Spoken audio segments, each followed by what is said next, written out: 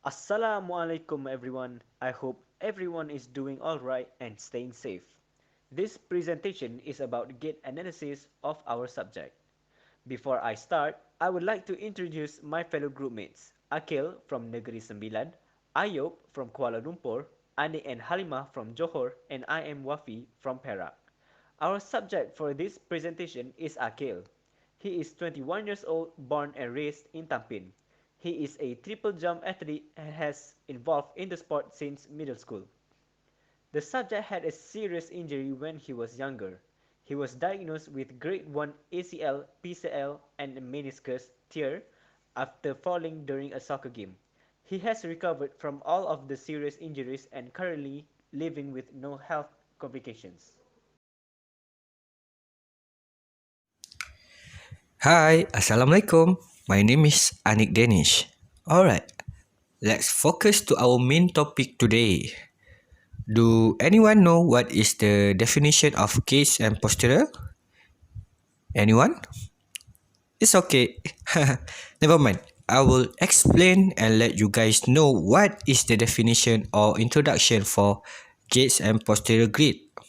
So I will mention the important key points. So let's focus together. Alright guys? In easy words to understand, gaits and posture is a vehicle for the publication of up-to-date basic and clinical research on all aspects of human locomotion and balance. As Wafi mentioned, Akil is our subject.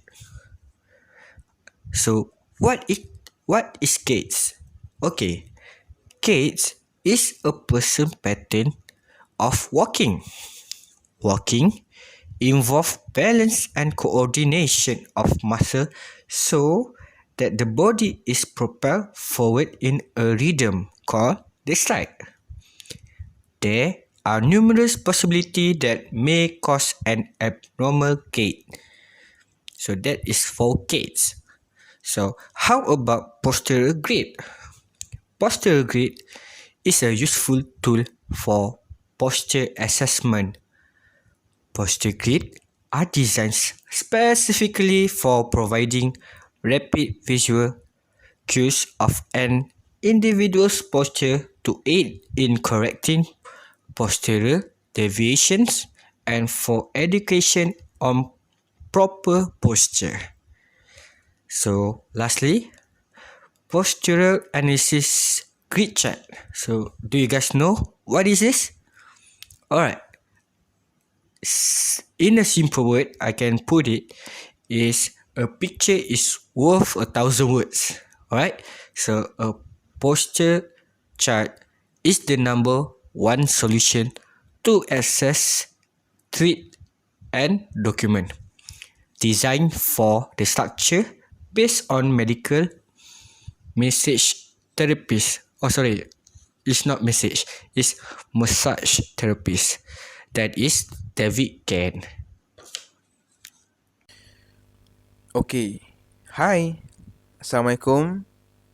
My name is Muhammad Ayub bin Muhammad Roslan, and I will be going to explain to you about the postural analysis grid chart. As we can see in the slide, it is all explained about the major component or the section or the segment to be assessed throughout the session of analysis. Our body has been divided into four different segments, four different quadrants to be assessed. The first one is the posture quadrant 1, which consists the head and cervical spine. For the posture quadrant 2, it is consists of upper extremity, thorax, and thoracic spine. For the posture quadrant 3, it is consists of abdomen, pelvic, and lumbar spine. And for the last one, which is the posture quadrant 4, it is consists of lower extremity, and feet, which is from the lower of your hips, throughout your knees, throughout your ankle, feet, and your ball of feet. Okay, for our client, during the posture quadrant 1 assessment, for the first point, there is no presence of forward head posture due to anterior view point of view. We can unsee a certain amount or a certain types of movement because due to our limit during our view. This is anterior view, which is we are seeing our client from the front. There are three types of view, which is anterior view, sagittal view, and posterior view, from the side and from the behind. But in this slide, I am going to explain only from the front. Okay. The next point is lateral head tilt. There is no head tilt to the left or to the right, which is the patient is normal. For point number 3, our patient has no head rotation to the left or to the right. The patient is normal. And last one is jaw clenching. There is no an absence of that point. For the second part of the assessment, we are going to see from the posture quadrant 2. There is about 5 points that we are going to see.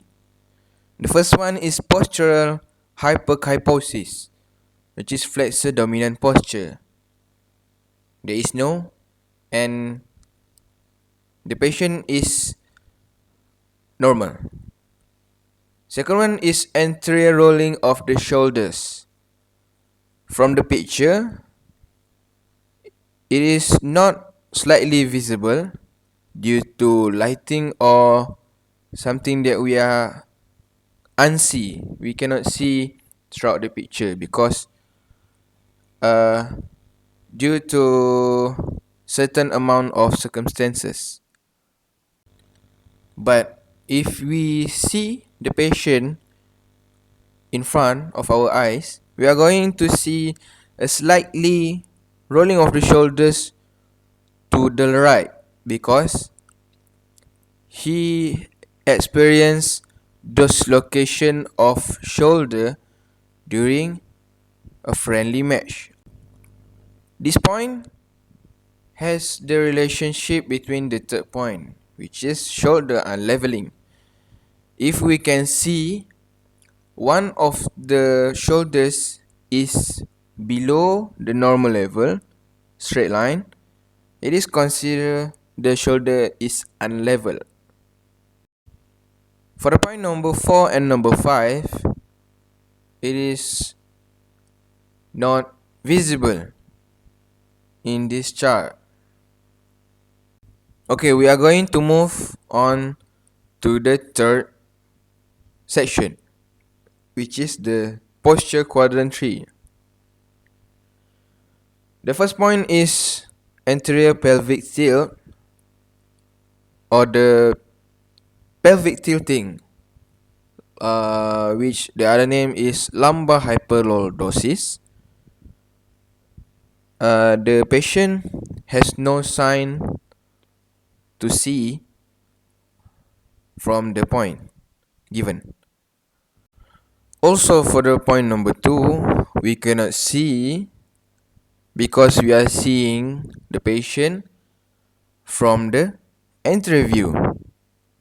If we can see him in the sagittal view slide, if he has or no the anterior and posterior pelvic tilt.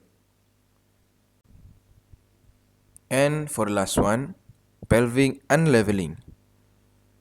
The patient has no unleveled pelvic and he has a normal and good posture. Last but not least, we are going to see the fourth section, which is the posture quadrant 4. It is consists of in about 7 points that are we going to see whether the patient has a normal or not normal body posture. For the first one, pronation, and the second one, pronation. There are no visible sight or signs that we can see from the picture. The patient has no pronation or supination from ankle or knee or ball of toes. We can see that the body of the patient is properly aligned accordingly to the postural grid chart. Moreover, from number 3 and number 4, the toe in foot hair and toe out foot hair. The foot is slightly visible on his left leg, slightly outwards positioning, and the right leg is considered normal. It is only a slight bit of outwards movement of posture, but it is not that bad. And the last 3 points, we are going to see our patient's knee. He has no link to the 3 points given, which is knee valgus, knee varus, or even knee hyperextension. We are not seeing any 3 of these because he is an absolute athlete, as we can say, even he is not in sports anymore, because due to his injury, as has been said by Anik and Wafi. Okay, moving to the next slide, I'm going to explain a little bit in depth about the entry view. The first, the first and foremost important thing we are going to see in the entry view, which is the line of the center of gravity, which is the other name is plumb line.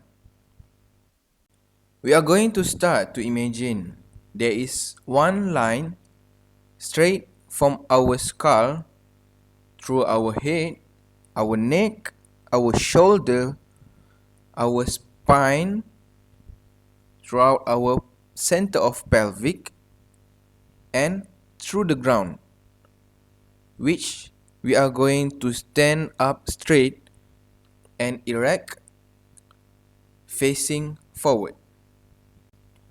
There are several key points that must be considered in this assessment, which is the head of the patient must be facing straight all the time, because to give us the accurate measurement and the accurate assessment for the whole body of postural analysis grid chart.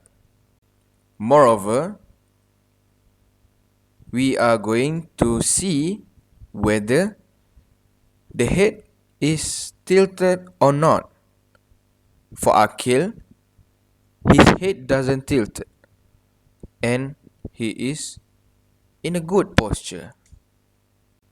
For the shoulders, it is on the same level as we can see here, and his body is at the optimum anatomical position. Last but not moving to the next point, His pelvic doesn't shift to the right or to the left. And last but not least, his body is properly aligned through the plumb line and the sternum is located at the midline and in a correct posture. For overall body posture of anterior view, for Akil, he is can be said easily that he is normal and in a good condition by seeing all the parts of the quadrant or the sections, all the points given. Akil is in a good posture. That's all from me, and I'm going to pass it to my friend to continue present about the sagittal view and posterior view. Okay, Assalamualaikum. Okay, now I will talk about the sagittal view of our patient. Okay, as you can see that there is 4 quadrant, which is posterior quadrant 1, quadrant 2, quadrant 3 and quadrant 4. Okay, firstly for the posterior quadrant 1, it consists of head and cervical spine.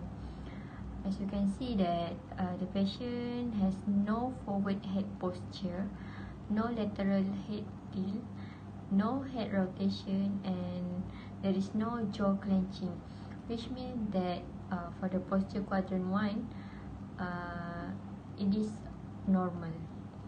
Okay, next for the posterior quadrant 2, it consists of upper extremity, thorax and thoracic spine. Patient has no postural hyperkiposis, which is flexor dominant posture, uh, no anterior rolling of the shoulder, no shoulder unleveling, no thumbs pointed toward the body, and no decreased arm swing, which means that the posterior quadrant 2 also in normal position, in normal condition. After that, for the posterior quadrant 3, which is consists of abdomen, pelvis and lumbar, there is no anterior pelvic tilt, posterior pelvic tilt and pelvic unleveling. So means that posterior quadrant 3 also in normal condition. Next, for the posterior quadrant 4, which is for lower extremity and feet, for the pronation and supination we cannot see because it is a sagittal view. No toe in foot flare and toe out foot flare, no knee varus, no knee valgus, and no knee hyperextension. So meaning that the posterior quadrant 4 also in normal condition. So overall, for the sagittal view, the patient has normal condition. Okay, this is the sagittal view of our patient. Okay, as you can see that that is the plumb line. Okay, as you can see that from the sagittal view, we can see his neck, shoulder, lower back, abdominal, knee and ankle. As you can see in the postural analysis grid chart, that our patients are in normal posture. The normal posture can be seen through the earlobe, the shoulder joint, the midway of the trunk, the greater trochanter, toward the knee joint, and lastly toward the ankle joint. Now we move to the posterior view. Position the back or posterior aspect of the client's heels the same distance away from the posterior chart to avoid creating the illusion of a twist, torque, or rotation in the body. By positioning the feet using the medial and posterior aspects of the heels, the client is free to laterally rotate the lower extremities, thereby revealing more postural distortions. Postural assessment from the posterior view is similar to that in the anterior view. Shoulder position, knee interspace, and ankle position are all assessed, in addition to the overall symmetry of the body. The major advantages of the posterior view are additional information regarding heel position and scoliosis screening of the spine. Ankle position in the posterior view allows assessment of the heel. If the heel is tilted inward, the term hindfoot valgus is used to describe the abnormality. Conversely, a heel tilted outward is termed hindfoot varus. These foot positions may also be present during gait. Posterior postural views allow screening for scoliosis. Scoliosis is a lateral and sometimes rotatory curvature of the spine resulting in a C or S-shaped curve as assessed from the posterior view. Beginning proximally, shoulder and scapular symmetry are observed. Scoliosis may cause one shoulder to be elevated on one side. In addition, skin creases around spinous processes may also be present on the convex sides of the curvatures.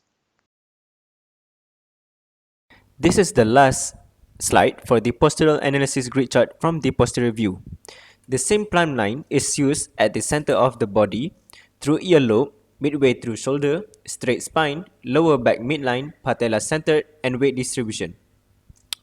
The conclusion for the subject is he has a good posture and in a normal postural condition.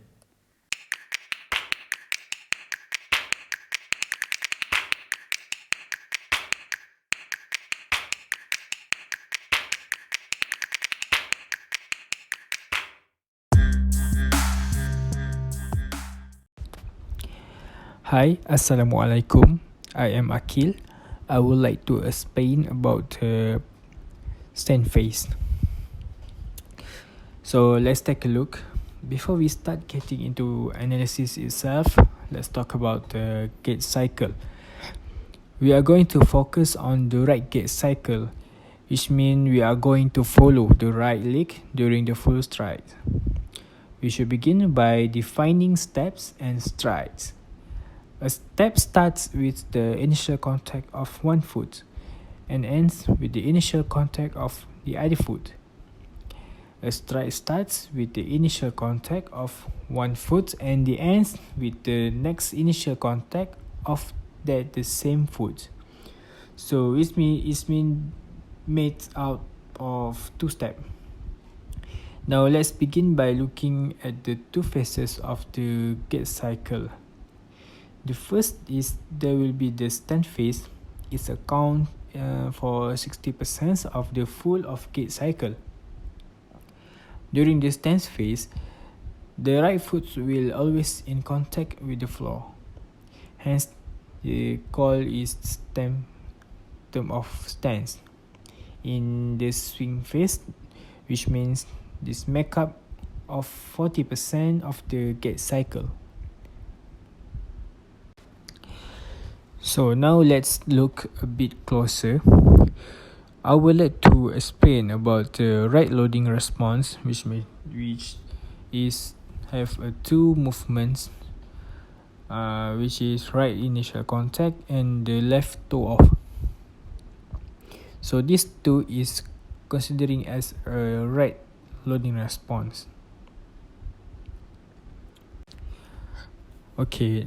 So I would like to explain about initial contact phase, which means the hip will flex for 30 degrees while do the initial contact, and also the knee. As we can see, the knee will full extension. So next is the ankle. We can see that's the ankle with a neutral heel first. So this is the initial contact, which means we can see at the right initial contact of in the stance phase. Okay, this is the initial contact for the first stand phase. So now I will like to explain about right mid stance in the stance phase, which have included of left toe off and the right heel off. So we move to the loading response phase, which means between the left toe off and the right heel off. So it looks a bit closer. During the stand phase, the right leg has to complete a different task. With the heel strides, the leg has to accept the weight of the body. So this is we call as the loading response. It marked as the first 10% of the gait cycle. The loading response ends once the contralateral foot lifts off the ground. So we are now in the single limb support. So as we can see the hip will extending to the 5 degrees of flexions. Okay, so we move to the knee. The knee is flexed to the 15 degree. Okay, we can see the ankle with the plantar flexion of for the 15 degrees.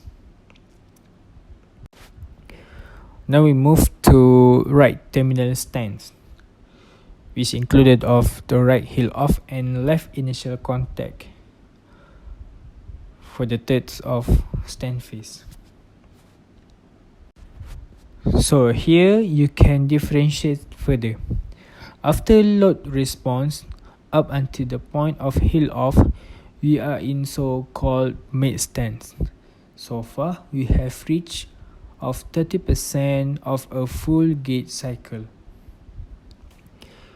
As we can see at the mid stance, so the hip will extending to neutral and the knee will extending to neutral too, and also we can see the ankle, the ankle with the from plantar flexions to 30% of dorsiflexion.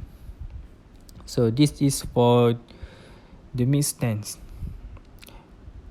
which considering as 30% of full gait cycle.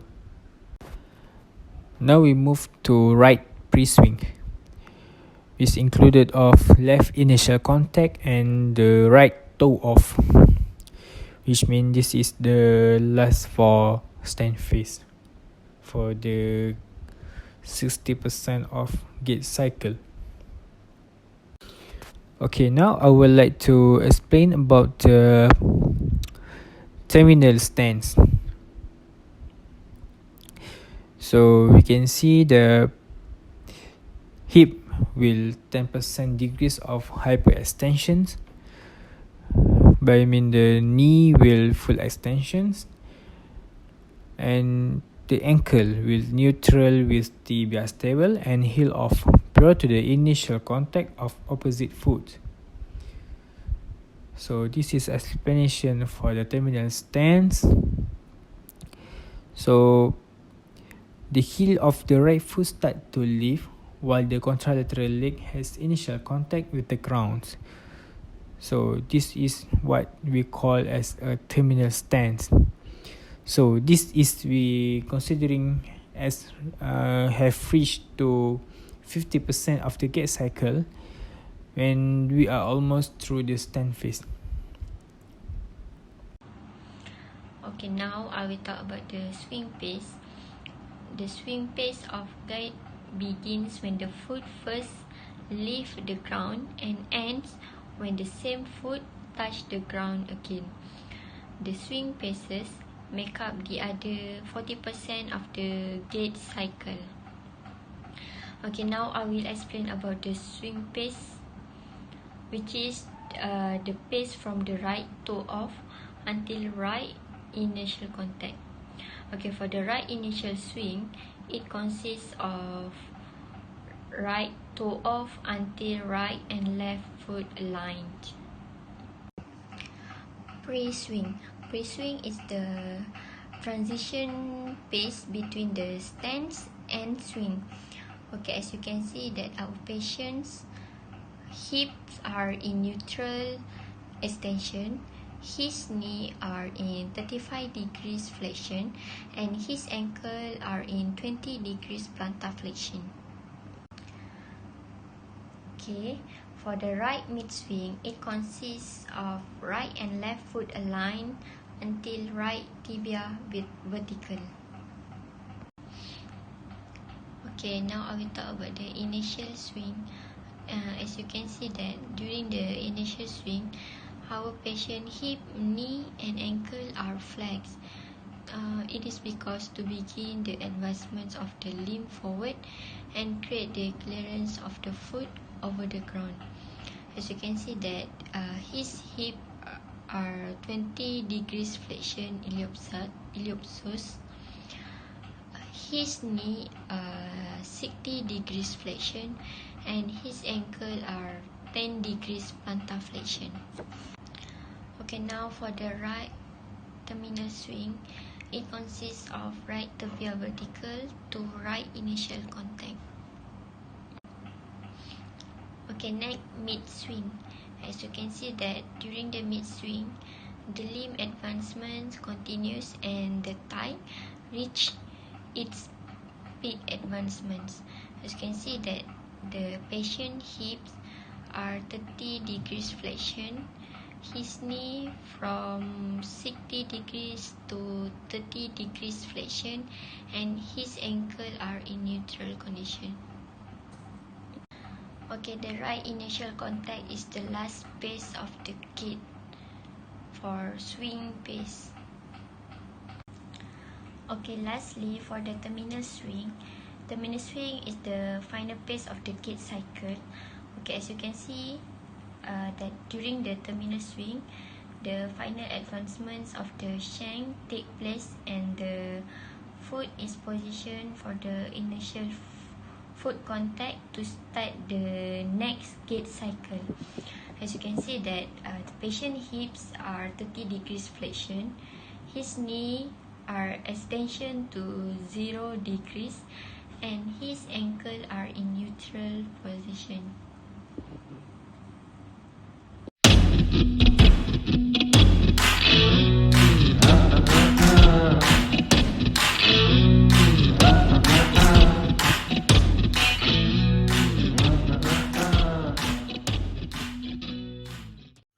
Alright, so it's my turn again. So I want to tell a typical walk consists of a repeated gait cycle. It's like an habit or it can happen because of previous injury in the subject history.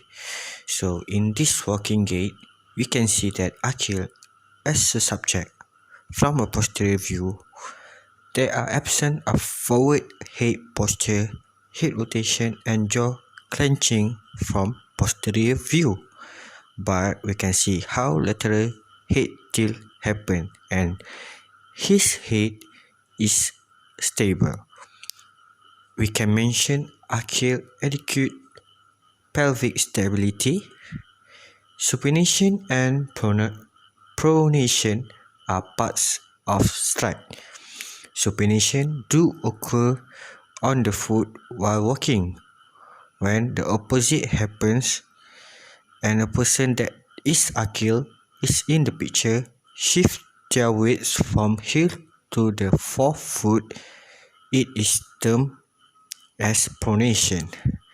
Not to forget, I want to tell about internal and external rotation. And yes, walking implies with externally and internally rotation. Now, we move to the recommendations for the abnormalities. For the pronation, overpronators may benefit from motion control shoes to help correct their gait. Motion control shoes have increased medial support and stiffer construction to guide the foot into a proper amount of pronation. They are heavier and stiffer than most neutral athletic shoes. While it has been common practice for many years to steer overpronators to motion control shoes, the research into whether these shoes prevent injury is mixed, and there are few well-controlled trials. For example, military recruits have been given motion control shoes if they overpronate. Yet, the rate of injury in basic combat training remained the same as when all recruits trained in military boots. You may see a debate about the value of motion control shoes for recreational runners and fitness walkers. Custom orthotics can provide motion control for those who have severe overpronation. They are prescribed by a podiatrist and individually designed to meet the specific need of each foot. While they can be expensive, custom orthotics may offer you relief if you have developed foot or leg pain. In the long run, this expensive is money well spent if it means you can walk and run pain-free. Now, this is the recommendation for the outer-wing, the duck-footed. Now, in adults, outer-wing may be mild or extreme. If your condition does not stop you from participating in activities such as walking, running, or swimming, it is not cause for alarm. Now, exercises that stretch the hamstrings and hips can have benefit for mild out towing. Now, here are some stretches you can try at home. The wall stretch. Now, what you do is place a foot stand or several thick books around 2 feet away from a wall. Then, you stand on the foot stand, but allow your heels to drop down off the back edge. Now, you're in the correct position if your arcs are supported but your heels aren't. Now, lean toward the wall and let your hands support your body. Your hands should be against the wall at shoulder length and your arms should be fully extended. Lastly, lift your feet up and down one at a time, stretching the foot and calf. Now, the second method is using the tennis ball roll. Now, sit on the floor with your legs outstretched in front of you. The second step is place a tennis ball under your calf and roll it back and forth for about 2 minutes. Then, increase the stretch by flexing your foot while you continue to roll the ball. Now, try rolling the ball on the outside of your leg if it feels tight, tender, or sore. Now, repeat the same step on the other leg. The last method is preformist stretch. Okay, so the first thing is you just lie down on your back and bend your knees so that your feet are on the floor, about hip width apart. Then you cross one leg over the other with your ankle pressing into your thigh just above the knee. Okay, then you gently push down with your ankle and hold for 60 seconds. Okay, then you should feel a slight stretch throughout the thigh, hip, and lower back. Okay, then you repeat on the other side. For the conclusion, we have observed the patient with 100% of gait cycle from stand phase to swing phase. We surely confirm that his previous injury, which is ACL tear and also shoulder dislocation, have give impact to him, which is we can see the posture of the shoulder are slightly different between left and right. We notice that the patient not yet going for any rehabilitation program or surgery yet. As our concern, we are suggesting him to go for therapy in order to correct the posture of the body and then the gait analysis again with the perfect result.